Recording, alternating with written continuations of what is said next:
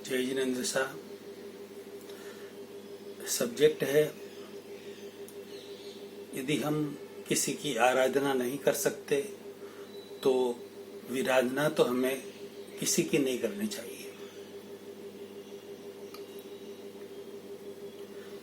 एक वीडियो पहले बन चुका है, ये दूसरा वीडियो है। वीडियो कैसा लगा आप अपनी प्रतिक्रिया जरूर देवें। वीडियो अपने सारे ग्रुप में शेयर कराएं ताकि लोगों को जागृति बढ़े और आपको अनुमोदना का पुण्य मिले।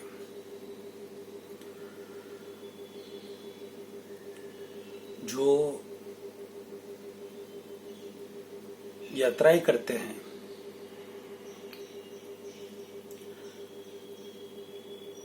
ज्यादा से ज्यादा यात्रा करने का मकसद, या जो भी यात्रा करते हैं उनका ये होना चाहिए दिल में कि हमने कभी भी किसी की विराधना की हो तो यात्रा में सैकड़ों हजारों मंदिर छोटे मोटे आते रहते हैं, सबके दर्शन करने चाहिए, फिर वो किसी भी धर्म के क्यों ना हो, कोई दिक्कत नहीं है। यदि हम अंदर जाकर दर्शन नहीं कर सकते तो बाहर से ही हम मन में भावनाओं को हम अंदर न जाएं, कोई बात नहीं, बाहर से ही हम उनको प्रणाम कर सकते हैं जो भी अंदर विराजमान है, और अंदर जाके दर्शन करें तो बहुत बढ़िया बात है, अच्छी बात है। यानी कि जैसे जैसे हम यात्रा करते जाते हैं और जो जो छोटे बड़े मंदिर आते हैं, देवी देवता भगवान, उन सब को हम प्रणाम करते जाते हैं, तो हमने कभी न कभी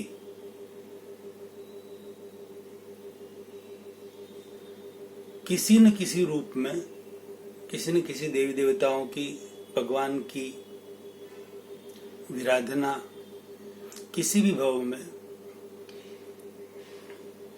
किसी भी कारणवश यदि की है, हमें नहीं पता, तो वह एक बार प्रणाम करने से,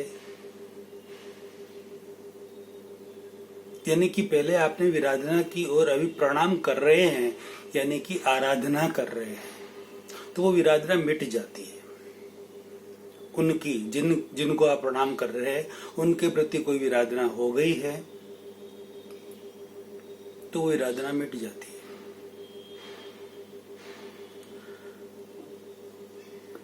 तो ये लक्ष्य रहे हमें कि हम तीर्थ यात्रा कहीं भी करने जाएं तो मैक्सिमम जितने भी मंदिर आते हैं उन सब के हमें दर्शन करने चाहिए,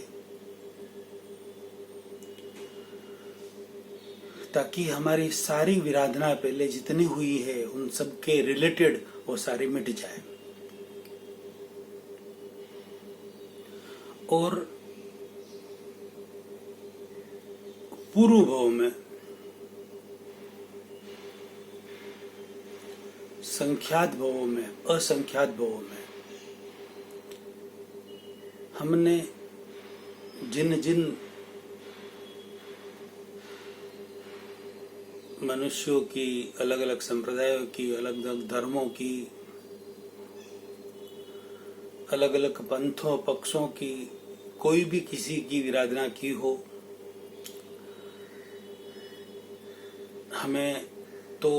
हमें कोई राइट नहीं है कि हम किसी की विराधना करें। फिर भी हमने की है तो हमें याद करके शॉर्ट प्रतिक्रमण की विधि से उन्हें मिटा देनी चाहिए। और इस भाव में जब से हमें समझ आई है तब से लगाकर आज दिन तक के इस क्षण तक हमने जिन जिन की विराधना की वो तो हमें लगभग पता है।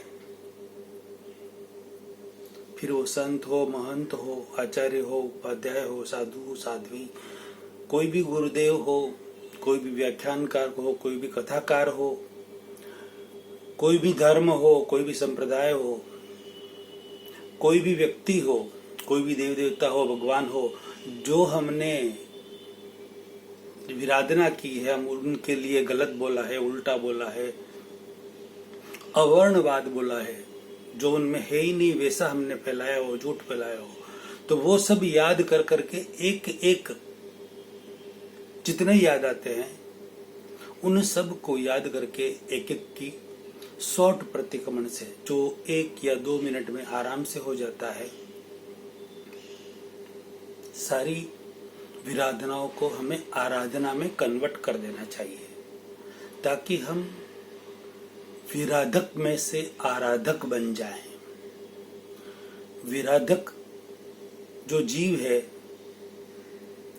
वह कभी भी आगे नहीं बढ़ सकता। आराधक जीव संसार में भी सुख शांति पा सकता है, आगे बढ़ सकता है, और मोक्ष मार्ग में तो आराधक जीव ही आगे बढ़ सकता है, विराधक जीव आगे बढ़ ही नहीं सकता।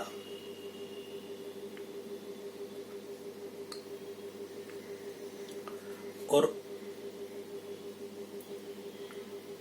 किसी भी पक्ष में, किसी भी संप्रदाय में, किसी भी वाड़े में, किसी भी गच्छ में, मत में रहने वाले व्यक्ति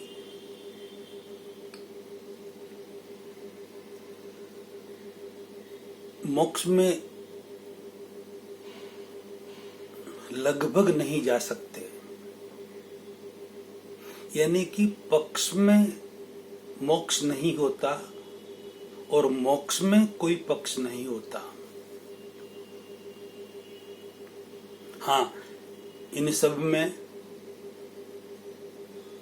धर्म ध्यान हो सकता है, धर्म हो सकता है, लेकिन मोक्ष के लिए तो निष्पक्ष बनना पड़ेगा।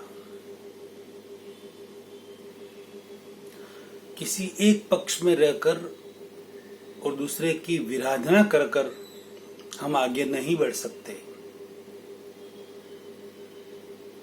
उसमें आप मत जाओ, उधर मत जाओ, ऐसा मत करो, वैसा मत करो, ऐसा कहने वाले जो भी कहते हो वो एक पक्ष की बात करते हैं। तो न तो वो खुद आगे बढ़ पाते हैं मोक्ष की ओर, न उनके आश्रित जितने भी श्रावक श्राविका है या जो भी, वो भी आगे नहीं बढ़ पाते। वो भी जैसा जो कहेंगे वैसा ही वो करेंगे। लेकिन खुद की भी तो समझ लगाइए, खुद समझिए कि हम क्या कर रहे हैं, क्यों कर रहे हैं, उसके पीछे क्या रीजन है। समझदारी पूर्वक काम हमें रियल में करना चाहिए। कुदरत ने हमें बहुत अच्छी बुद्धि दी है।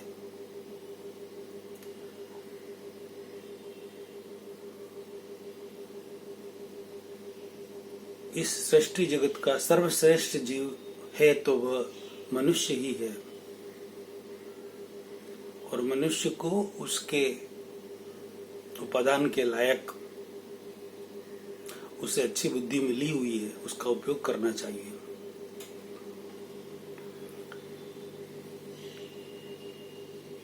यदि हम किसी की विराधना करते हैं और हमने दोबारा आराधना कर ली, खुद की भूल स्वीकार करके वो विराधना मिट गई। फिर किसी की कोई बहुत बड़ी विराधना हो गई हो तो उसके लिए शॉर्ट प्रतिक्रमण से ही आप 5, 10, 15 मिनट बैठकर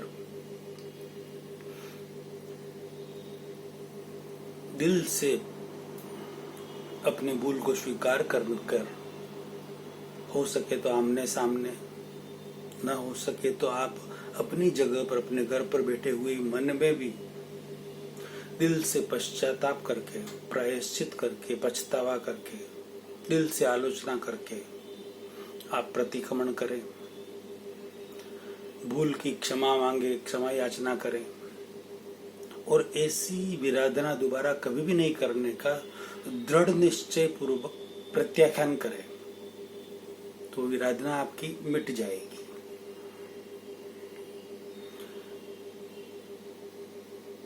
कहने का तात्पर्य यही है कि विराधक जीव कभी भी आगे नहीं बढ़ेगा, बढ़ ही नहीं सकता है। आराधक जीव ही आगे बढ़ सकता है। तो हमें किसी की भी विराधना नहीं करनी है, नहीं करनी चाहिए, और की है तो हम उसके दिल से प्रतिक्रमण कर ले। 100 प्रतिक्रमण की विधि से प्रतिक्रमण कर सकते हैं, और भी विधियां हो सकती है। हमें हमारे जो पूज्य है, जो हमारे गुरु है, आप किसी भी संप्रदाय से हो, जैन में भी बहुत सारे संप्रदाय है, सनातन में भी बहुत सारे संप्रदाय है। आप अपने गुरु हो, आचार्य हो, संत महंत हो, कोई भी साधु साध्वी हो, उनसे और पूछकर, उनकी सलाह लेकर कि हमने ये विराधना कर ली है तो उसकी आराधना हमें कैसे करनी है, वो और अच्छी तरह से बता सकेंगे। उस तरीके से भी कर सकते हैं।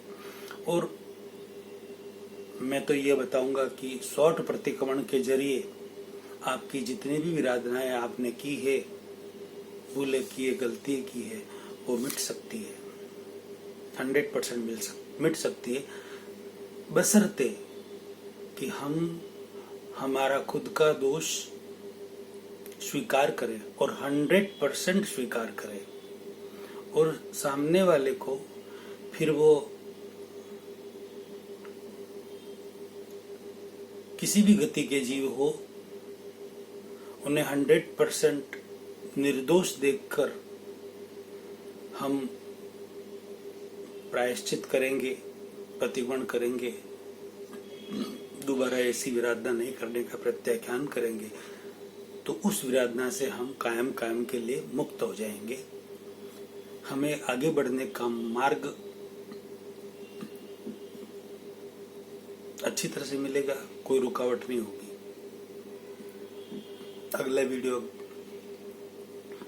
अगला प्रवचन अगले वीडियो में लेते हैं।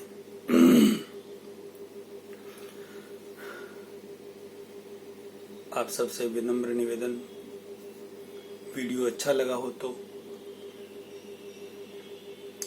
लाखों करोड़ों व्यक्तियों में शेयर करें, ताकि रियलिटी सब में ज्यादा से ज्यादा फैले, सब जाने, सब समझकर जो हमने अभी तक विराधना की है उसकी आराधना कर विराधना से मुक्त हो जाए, आराधक बन जाए, विराधक के आराधक बन जाए। ये